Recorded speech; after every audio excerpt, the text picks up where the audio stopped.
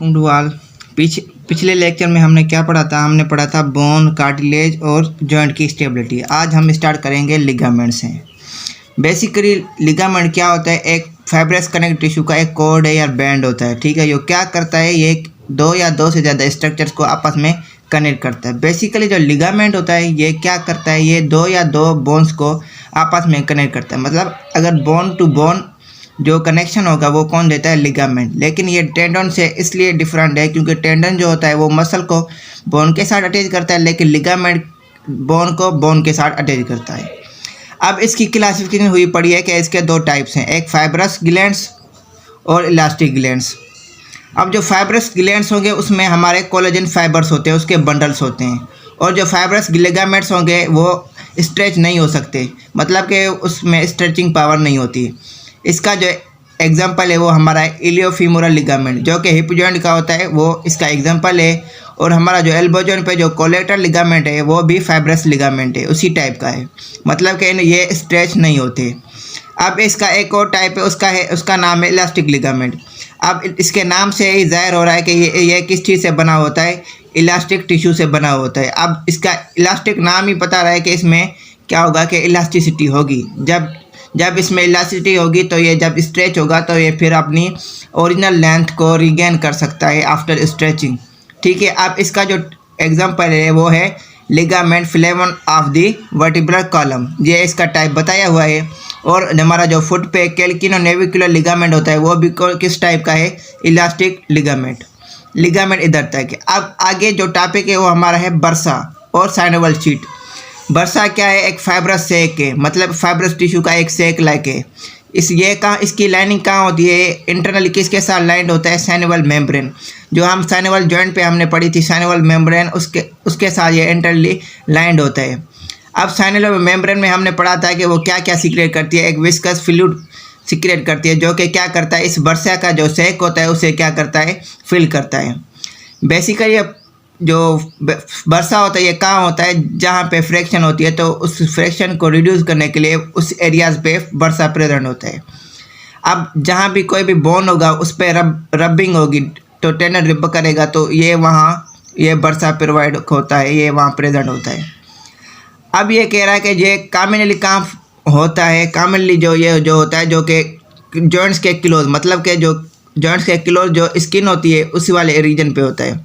जब हमारा जो अंडरलाइन बोनी स्ट्रक्चर होगी उसके अंडरलाइन पे जो स्किन रब करेगी तो ये वहाँ प्रोड्यूस होगा। अब जब स्किन अंडरलाइन बोन के साथ रब करेगी तो फिर उस को हम क्या कहेंगे? Pre patellar bursa.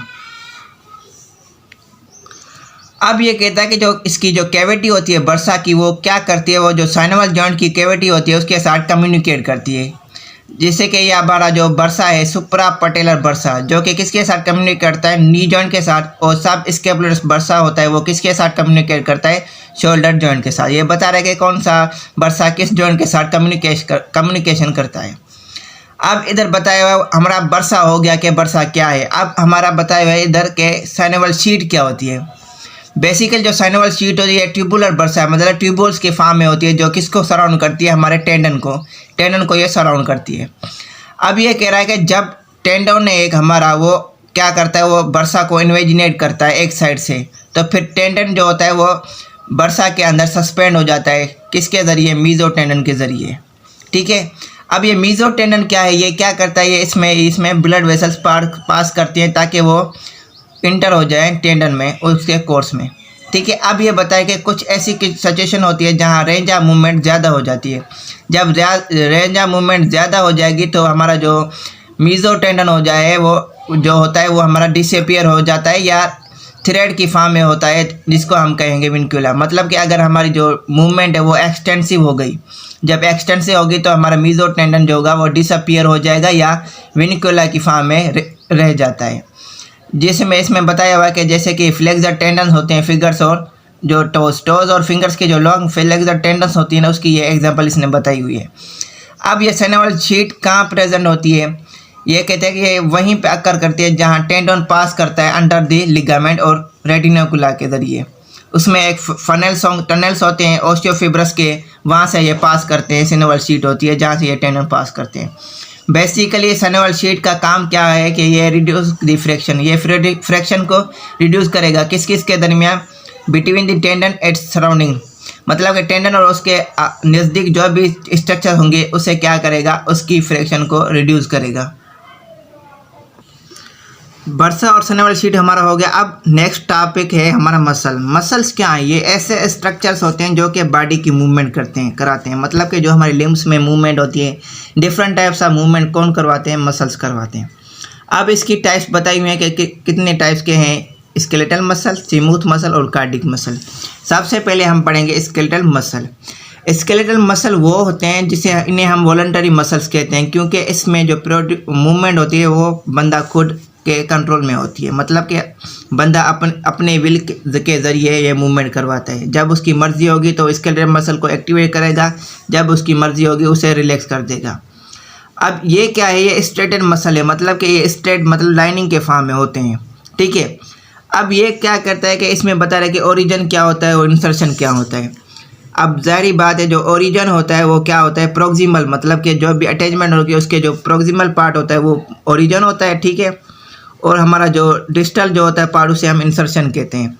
और ज़ाहिर बात है जो ओरिजिन होगा उसमें हमारी रेस, मतलब कि उसमें रेस मोबाइल अटैचमेंट होती है और इंसर्शन में मोर मोबाइल अटैचमेंट होती है, ठीक है।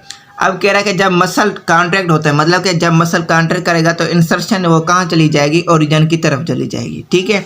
ये इसका एक टाइप बताया हुआ है। अच्छा, इसमें ये बता रहा है कि जो फ्लैशी पार्ट होता है मसल का उसको हम कहते हैं बेली, और जो इसकी मसल की जो एंड्स होती है उसको उसके अराउंड क्या क्या होता है, बोन्स होती हैं, कार्टिलेज होता है, लिगामेंट्स होता है और दूसरे मसल्स होते हैं।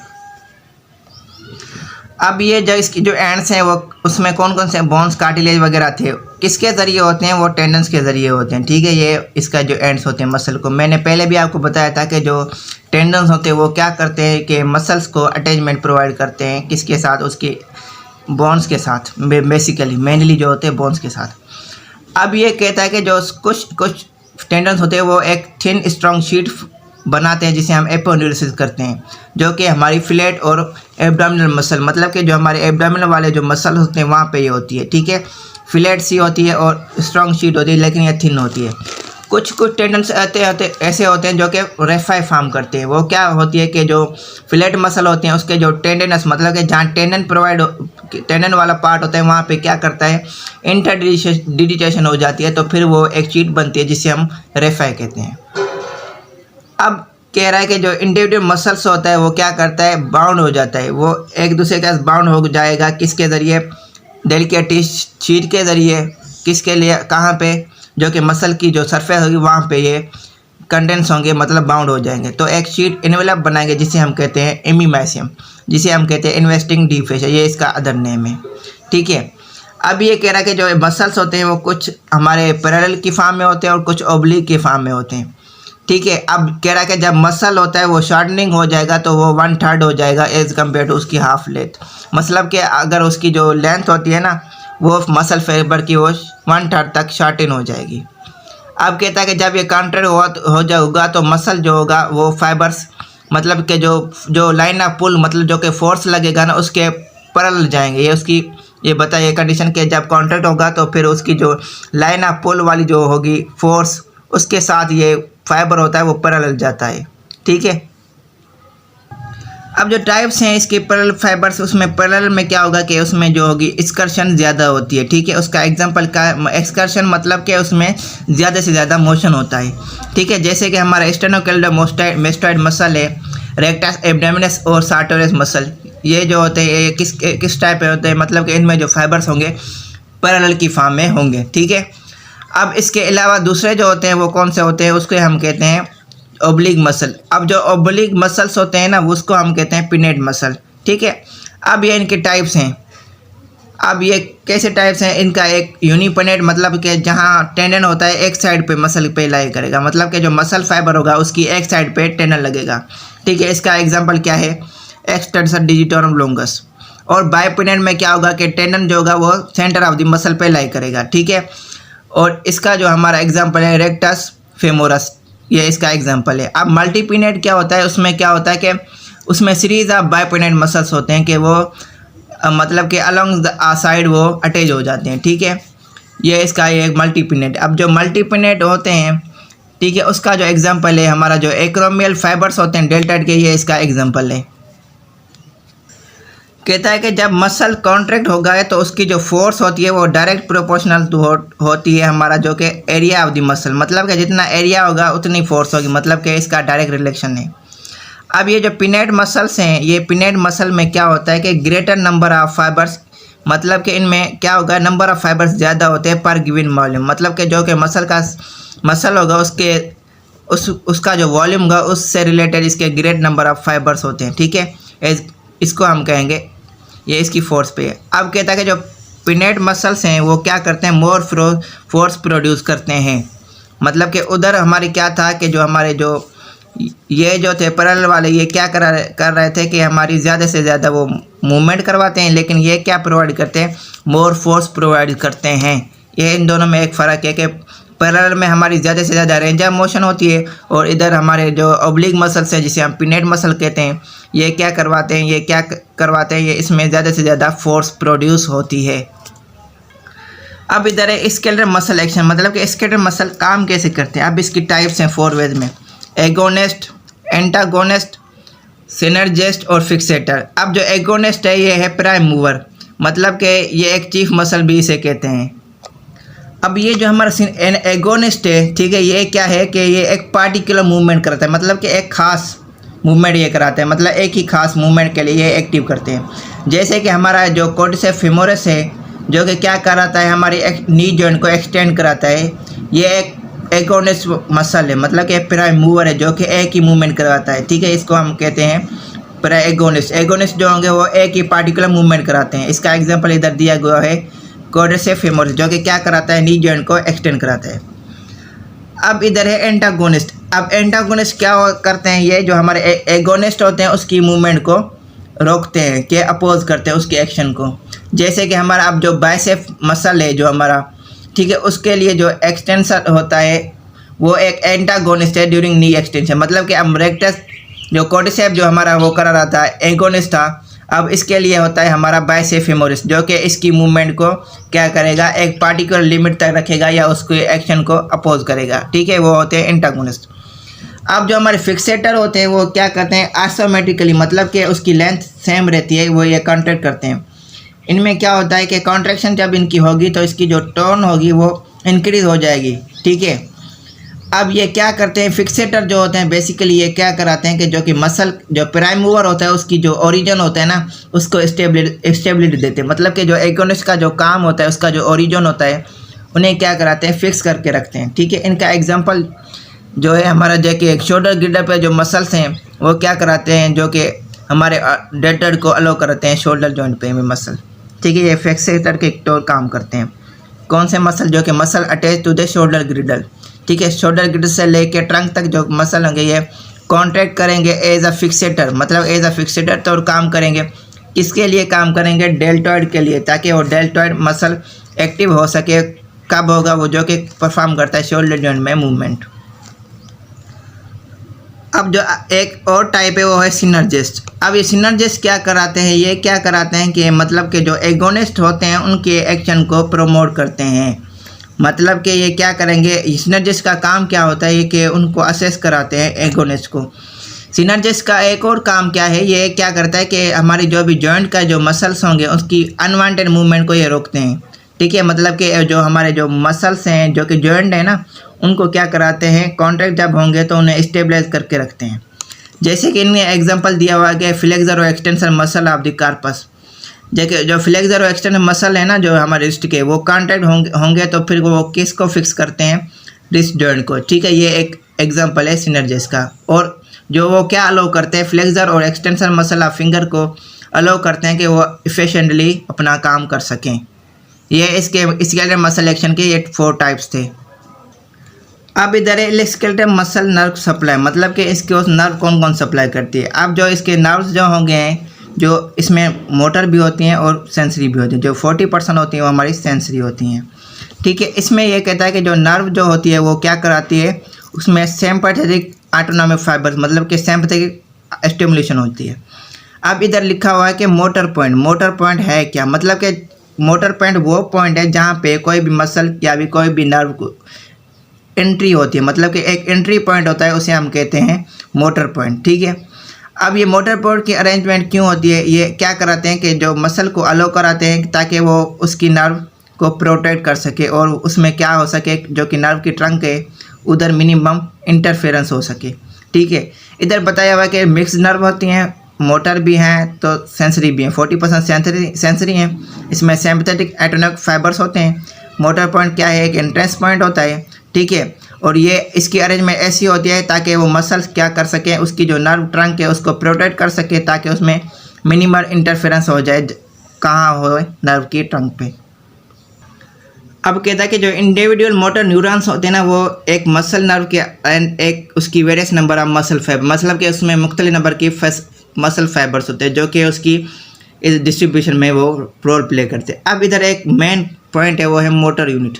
मोटर यूनिट क्या होता है, एक मोटर न्यूरॉन जब एक आ रहा है उसके साथ उसके जो मसल फाइबर जो इनर्वेशन हो रही है उनको क्या करेंगे हम मोटर यूनिट, मतलब कि एक मोटर न्यूरॉन के साथ उसके लिए जो मसल फाइबर जो इनर्वेट हो रहे हैं तो उन्हें हम क्या कहेंगे, मोटर यूनिट कहेंगे।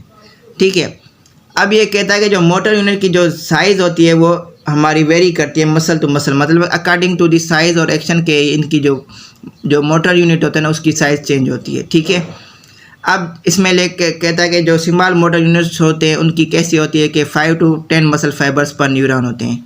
ठीक है, ये बताया हुआ है कि मोटर यूनिट, एक तो हमें पता होना चाहिए कि मोटर यूनिट क्या है। मोटर यूनिट क्या होती है कि एक मोटर न्यूरॉन के साथ जो भी मसल फाइबर इनर्वेट होते हैं उसे हम मोटर यूनिट कहते हैं। और इसकी जो मोटर यूनिट की जो साइज़ होती है वो वेरिएबल है, मतलब कि वो मसल से, मतलब हर में एक मसल की डिफरेंट होगी, वो किस पर लाई करती है, size and function of the muscle पे। ठीक है, और जो लार्ज जो होते हैं वो ट्रंक पे होते हैं। अब जो स्मॉल होते हैं वो हमारे कहाँ होते हैं, जो कि हमारे 5 to 10 मसल फाइबर्स होते हैं, मतलब एक न्यूरॉन में उसमें कितने होंगे, 5 to 10 मसल फाइबर्स होंगे। अब है हमारा स्मूथ मसल। स्मूथ मसल में क्या होते हैं कि उनमें जो लॉन्ग होते हैं ना स्पिंडल शेप्ड सेल्स होते हैं जो कि बंडल्स या शीट्स के फॉर्म में होते हैं।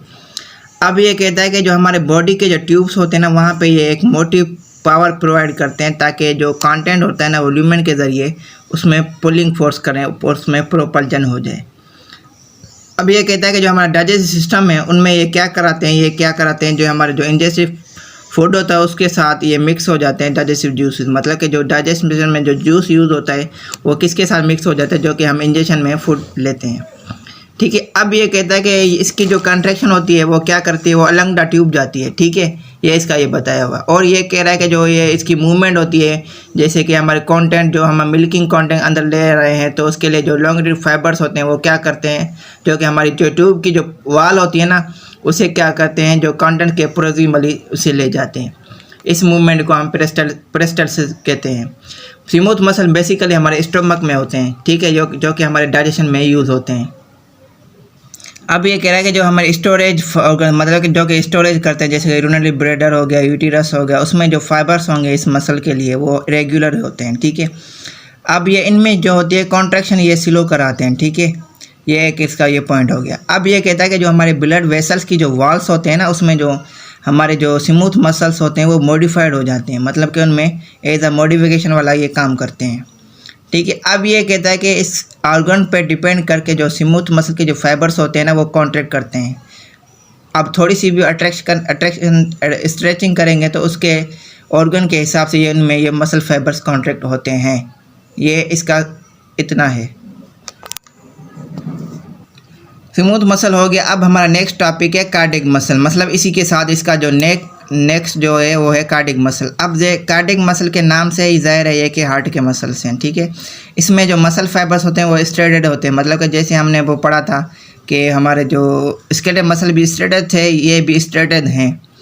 स्मूथ मसल भी हमारे जो इनवॉलंटरी है, मतलब हमारे कंट्रोल में नहीं है। ठीक है, ये जो कार्डियक मसल होते हैं ये भी हमारे इनवॉलंटरी है, मतलब कि हमारे कंट्रोल में नहीं है, खुद ब खुद इनमें कंट्रैक्शन होती है, मतलब कि ये मूवमेंट करते हैं। अब ये क्या बनाते हैं, एक मायोकार्डियम ऑफ द हार्ट, मतलब कि एक लेयर बनाते हैं, एक सरफेस बनाते हैं जो कि हार्ट की। और इसके जो हमारे जो फाइबर्स होते हैं ना वो स्पाइरल की शेप्ड में होते हैं। और ये क्या कराते हैं, इसमें जो मूवमेंट होती है इसमें रेजमेटिक कंट्रैक्शन कराते हैं और स्पॉन्टेनियस इसमें कंट्रैक्शन होती है। अब इसमें एक कार्डियक मसल्स जो कहते हैं स्पेशली कार्डियक मसल, वो क्या बनाते हैं, एक conductive system of the heart बनाते हैं, ठीक है। अब ये जो कार्डियक मसल्स होते हैं इसमें कौन सी नर्व फाइबर्स जाती है, ऑटोनोमिक नर्व फाइबर्स जाती हैं, जो कहाँ से जाती हैं, मतलब कि जो हमारा कंडक्टिव सिस्टम होगा ना उसके नोड से जाएंगी कहाँ तक, मायोकार्डियम तक। ये इसके मतलब कि मसल्स के टाइप्स हो गए। नर्वस सिस्टम वाला जो टॉपिक है वो हम नेक्स्ट लेक्चर में करेंगे। इसके लिए इससे पहले हम ब्लड वेसल्स वाला टॉपिक करते हैं, क्योंकि ये छोटा सा है, ठीक है। वो इस लेक्चर में हम ये कंटिन्यू करके और कंप्लीट भी कर सकते हैं, ठीक है। अब इसमें ब्लड वेसल्स के कौन कौन सी वेसल्स हैं, आर्टरीज हैं, वीन्स हैं, कैपिलरी, मतलब ये कंडक्टिव सिस्टम पढ़ रहे हैं हम। अब ये आर्टरीज का क्या काम है, ये हमारे जो ब्लड को होते हैं हार्ट से ये ब्लड अवे लेके जाती है, मतलब कि जो हमारे वेरियस टिश्यूज होंगे उधर तक ये पहुँचाएगी। अब जो स्मॉलेस्ट आर्टरीज होंगी उसको हम आर्टेरियल्स कहते हैं, ये उनकी वो बताए हुए कि लेस देन 0.1 मिलीमीटर यानी कि डायमीटर बताया हुआ है। अब ये कहता है कि जो इंडिविजुअल आर्टरी होती है ना वो दूसरी आर्टरी के साथ एक कम्युनिकेटिव ब्रांच बनाती है जिसे हम एनेस्मोसिस कहते हैं। और जो हमारी आर्टरीज होती हैं इसमें वॉल्व्स नहीं होते। अब ये इसकी जो है ना एनाटॉमिक एंड आर्टरीज के दो टाइप्स है, एक होती है एनाटॉमिक एंड, एक फंक्शनल एंड। जो एनाटॉमिक एंड होती है ये एक दूसरे के साथ जो इसकी जो आर्टरीज की ब्रांचेज होगी ना वो कम्युनिकेट नहीं करती, ठीक है। इनमें एक सिंगल ही सोर्स होता है कि एक ही सोर्स से सीधा ब्लड हमारे एक स्पेसिफिक एरिया तक जाएगा। फंक्शनल में क्या होता है कि ब्रांचेज होती हैं, अगर एक जगह से ब्लड नहीं जा रहा तो उसमें वो अल्टरनेट पाथ लेके फिर वो काम कराती हैं, ठीक है। ये जो एनाटॉमिक एंड होती है इसमें जो ब्रांचेज होगी वो एक दूसरे का एनेस्मोसिस नहीं करते, इधर एनेस्मोसिस कराती हैं। लेकिन ये क्या करते हैं कि इसमें जो हमारा जो एनेस्मोसिस होती है ना वो इनसफिशिएंट है, मतलब कि ब्लड जाएगा लेकिन थोड़ा सा जाएगा, मतलब कि इसमें अल्टरनेट पाथ होता है, लेकिन इसमें क्या है ये सोल सोर्स है, इसमें एनेस्मोसिस नहीं होती और इसमें होती है। अब हमारा वो आर्टरीज हो गई। अब है वीन्स। वीन्स क्या करते हैं, ये ब्लड को हार्ट की तरफ लेके जाती हैं। और ये जो वीन्स होती है इसमें वाल्व्स होती हैं, उनका फंक्शन क्या करता है कि ताकि वो रिफ्लक्स ऑफ द ब्लड, मतलब कि ब्लड को वापस नहीं होने देती। अब जो स्मॉलेस्ट वीन्स होती है उसे हम वेन्यूल्स कहते हैं, ठीक है। अब ये जो स्मॉल वीन्स होती हैं ये आपस में यूनाइट होकर एक लार्जर वीन्स बनाती हैं, ठीक है, जो कि एक फिर वो वीनस प्लाज़ा बनाती हैं, ठीक है। अब ये कहता है कि जो हमारे अगर दो वीन्स जा रही हैं एक साइड में और उसके बीच में से एक आर्टरी पास होती है, जब दो वीन्स जा रहे हैं उसमें उसके बीच में से एक आर्टरी पास होती है तो फिर हम उसे कहेंगे वीनाई कमिटेंस। अब ये इसका पाथ बता रहा है कि वो जब वीन्स होती है ना जीआईडी से डायरेक्ट नहीं जाती, वो पहले डायरेक्टली हार्ट तक नहीं जाती, पहले वो कहाँ होगी, पोर्टल वीन जो होती है वहाँ पे ये कन्वर्ज होती है। अब ये वीन क्या काम करती है, पोर्टल वीन के बारे में इसने बताया हुआ है कि वो कहाँ जाएगी, लिवर में जाएगी, फिर वो अगेन ब्रेक होती है, ब्रेक हो के एक कैपिलरी लाइक वेजल्स बनाती है जिसे हम साइनोसाइड्स कहते हैं, कहाँ बनाएगी, लिवर में। अब ये कह रहा है कि पोर्टल सिस्टम है क्या, पोर्टल सिस्टम क्या है, उस एक सिस्टम ऑफ वेजल्स से, मतलब एक वेजल्स का ये सिस्टम है जो कि कहाँ इंटरपोज करता है दो कैपिलरी बेड्स के दरमियान। ये वीन्स इधर तक हैं, वीन्स हो गए। अब है कैपिलरीज। कैपिलरीज क्या है, माइक्रोस्कोपिक होती है, मतलब कि बहुत ही छोटी होती हैं। ये क्या करती हैं, ये हमारी कनेक्ट करती हैं आर्टरियल्स को वीन्यूल्स के साथ, मतलब कि जो छोटी सी आर्टरीज होती हैं वो जो छोटी सी वीन्स होती हैं उनको आपस में कनेक्ट करती है। अब हमने जो साइनोसाइड्स पढ़ा था कि वो जो कैपिलरी लाइक स्ट्रक्चर है वो कैपिलरी से रिजेंबल करती है, ठीक है, कि ये थिन है ना इससे ये रिजेबल करती है, लेकिन ये इरेगुलर क्रॉस डायमीटर होता है। और ये जो होती है ये वाइडर देन कैपिलरीज होती है, मतलब कि वो बड़ी हैं। अब जो कैपिलरीज होती हैं वो कहाँ होंगी, बोन मैरो सेल्स में होंगी, स्प्लीन, लिवर और हमारे एंडोक्राइन ग्लैंड्स में होंगी। अब ये कहता है कि कुछ ऐसे एरियाज़ हैं जहाँ जैसे टिप्स ऑफ द फिंगर्स और टोज़, वहाँ पे आर्टरीज जो होती है वीन्स के साथ डायरेक्टली मतलब कि कम्युनिकेट करती हैं, मतलब कि उनके बीच में हमारी कैपिलरीज नहीं होती है। ऐसी साइट्स जहाँ पे कैपिलरीज का कोई भी कनेक्शन ना हो उसे हम कहेंगे आर्टोवीनस एनेस्मोसिस। ये जो हमारा कार्डियक सिस्टम, जो हमारा कंडक्टिव सिस्टम था, जो वेजल्स हमने पढ़ी है, यहाँ तक कंप्लीट होता है। और आज का लेक्चर हम यहाँ पे एंड करते हैं। उम्मीद है आपको ये लेक्चर अच्छा लगा होगा। अपना ख्याल रखें, बाय।